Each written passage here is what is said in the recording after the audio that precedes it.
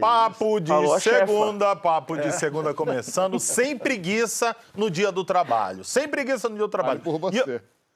Eu tenho... Eu tenho aqui comigo grandes funcionários, Francisco Bosco, que está aqui do meu lado. O bonde São Januário leva mais um operário, sou eu que vou trabalhar. Vocês estão vendo, né? João Vicentinho está aqui do nosso ladinho, trabalhado, e aquela velha coisa, né? Quando amadurecer? Aí Ninguém segura. Aí ninguém segura, né, cara? E ele, senhoras e senhores, Conde Condzilla, o nosso imperador. E olha, gente, nós recebemos hoje aqui no nosso programa ela, incansável cozinheira, apresentadora e agora dona e proprietária de um programa aqui nessa tela que você assiste com tanto carinho, GNT, Paola Carosella. Senhores, aplausos. Eu adoro esse termo dona proprietária, eu acho muito bom. Dona bonito, e proprietária, né? Eu já tive a alegria de comer o rango dela, maravilhoso. Essa mulher cozinha muito. Bem-vinda, obrigado. Gente, olha só. Nesse dia do trabalho, nós queremos debater com vocês a relação entre patrões e funcionários. Para ser um bom chefe, é necessário ser durão, gente? O que é impor respeito e o que é abusar da autoridade? Como a gente equilibra afeto e firmeza quando a gente é chefe? Usa e abusa da nossa hashtag Papo de Segunda no GNT. A gente quer você participando com a gente. O próprio meio de televisão, assim, tinha uma espécie de tradição da grosseria, né? É verdade. Tipo, chefe bom é chefe grosso, né? Tinha uma coisa meio chique em ser grosseiro e tal. Mesmo os gênios também, né? O gênio tinha que ter qualquer coisa de exótico. Então ele tinha que te maltratar ou não falar direito ou não sei o quê. Isso eu acho que foi caindo um pouco por terra, assim. Acho que agora... Isso era só permitido aos homens também, né? Porque se uma mulher fosse assim, era uma louca. Não, tem, por exemplo, um grande... Concordo, mas, por exemplo, tinha uma... Eu não vou falar o nome, porque Mas nem é precisa. uma pessoa pública, mas que era uma grande mulher de televisão que era muito conhecida por isso, por brigar com as pessoas, por ser muito violenta e tal. Só que eu acho que esse charme foi ganhando um nome que é assédio moral. E eu acho que foi sendo colocado no lugar certo, né? Eu acho tão bonito quando o chefe é aquele cara sabido, aquele cara com experiência, aquele cara que resolve tudo e ainda tem a generosidade de ser delicado e explicar aos outros, os colaboradores. Eu lembro de quando eu era... né, até hoje eu tenho um chefe, né? Mas quando eu só tinha chefe, não tinha ninguém trabalhando embaixo de mim, eu pensava muito nisso. Eu não vou ser um babaca quando eu for chefe. Aí eu não cumpri e depois eu cumpri.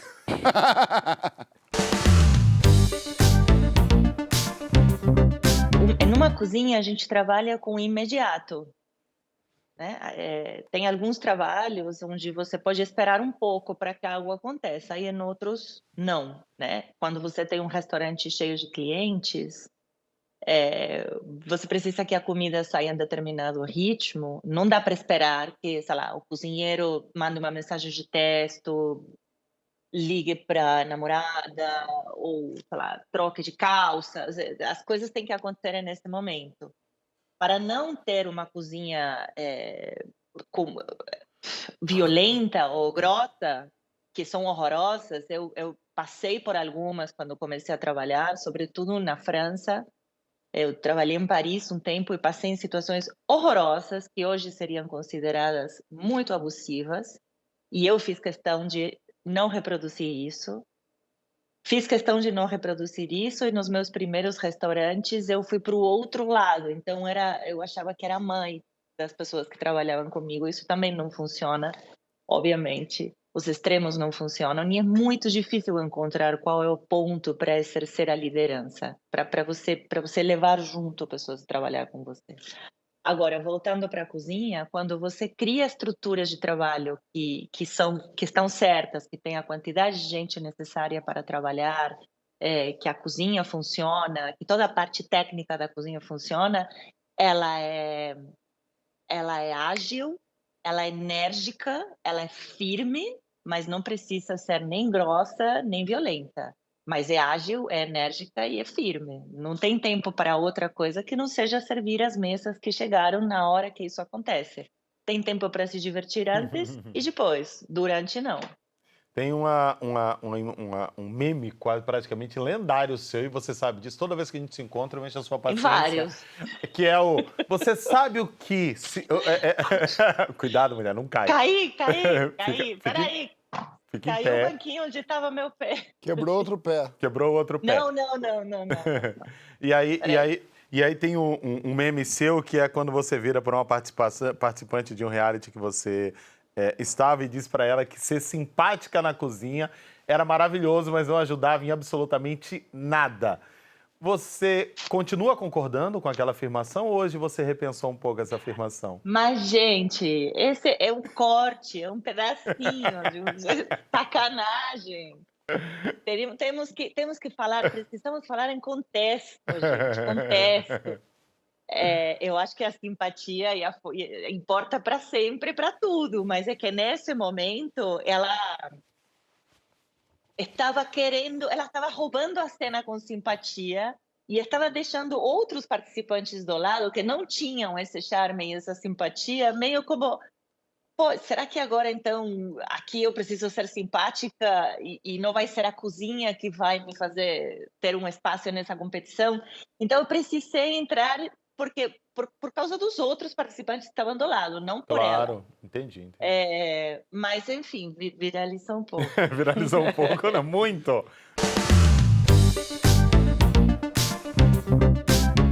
O ponto que eu quero chegar é o seguinte: paixão e amor são duas coisas completamente diferentes. Paixão é radicalmente inconsciente, é um estado efêmero. Amor é uma construção. De que é feita essa construção? No meu entender, o amor é feito de uma construção diária de generosidade e doação.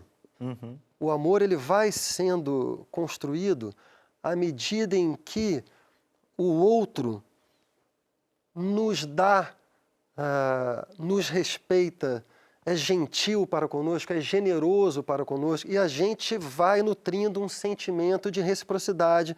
A gente quer fazer o mesmo bem ao outro, quer ser generoso ao outro, quer ser gentil ao outro. Então, o amor começa com uma construção de generosidade e assim se mantém. E agora a gente pode, portanto, responder a pergunta: por que ele termina? Por que uma relação de amor termina? Por descuido.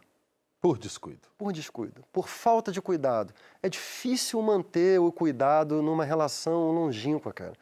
O tempo, ele tende a nos tornar desatentos. Você acha que é intencional, às vezes? Não, acho que não é intencional. A vida é difícil, a vida nos distrai, a vida nos convoca para outras coisas. Filhos são muito exigentes, o trabalho pode ser muito exigente.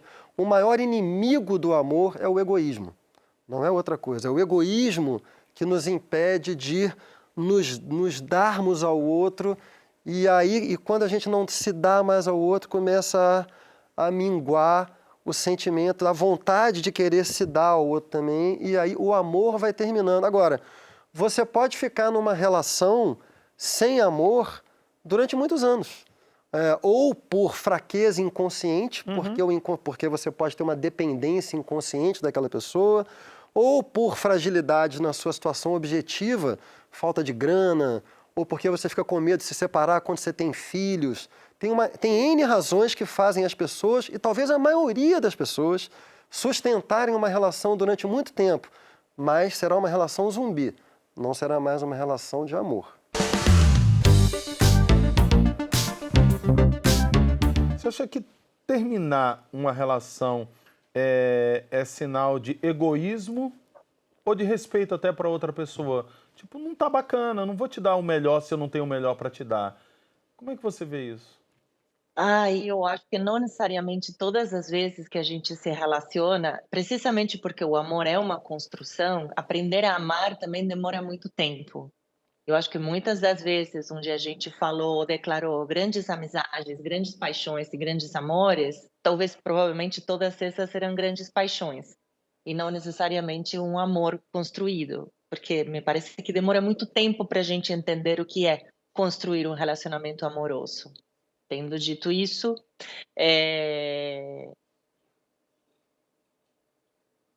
eu acho que se a gente repara que não tem mais nada para dar, é muito generoso ser verdadeiro e falar: olha, isso aqui acabou.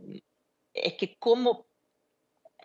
no meu caso, por exemplo, às vezes que eu terminei relacionamentos, eu acho que tinha mais paixão do que o amor verdadeiro. Então, você quebra as coisas de uma forma um pouco mais radical e geralmente fica com mágoas e dores e não sei se é a mesma coisa, não sei como se termina um relacionamento amoroso, ainda não terminei nenhum.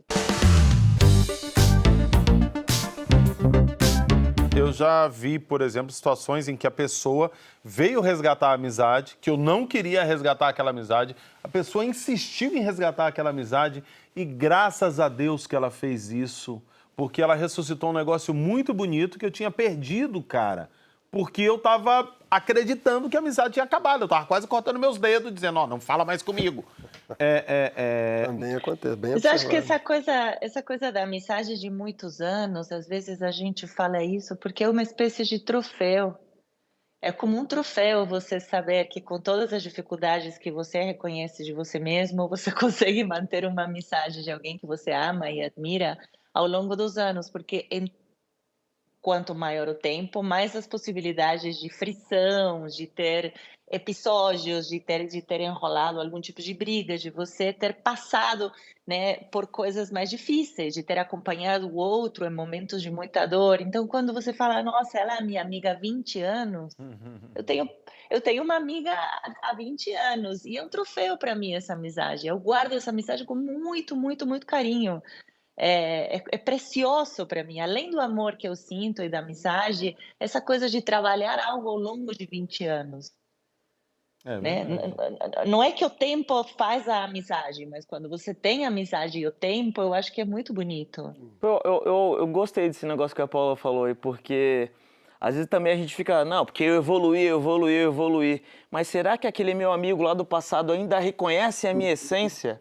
Será que eu mudei para algo bom, para algo ruim? Acho que é importante também a gente continuar sendo reconhecido na nossa pureza, na nossa essência ali, por amigos antigos, né? Gostei disso Tem aí. aquele amigo checkpoint, né? Aquele amigo que sempre que você começa a voar, fala... Oh, eu te conheço. Calmou, parou. Você não. Eu tô numa... Não mete essa, eu não mete tô essa. numa fase de troca de pele de amizade. Porque o que acontece? Que meus amigos Chico. todos estão com filho. Vamos ver até que isso vai chegar. Não, meus amigos todos estão começando a ter filho, né? Estão com um filho pequeno e tal e tal. E aí os programas mudam muito.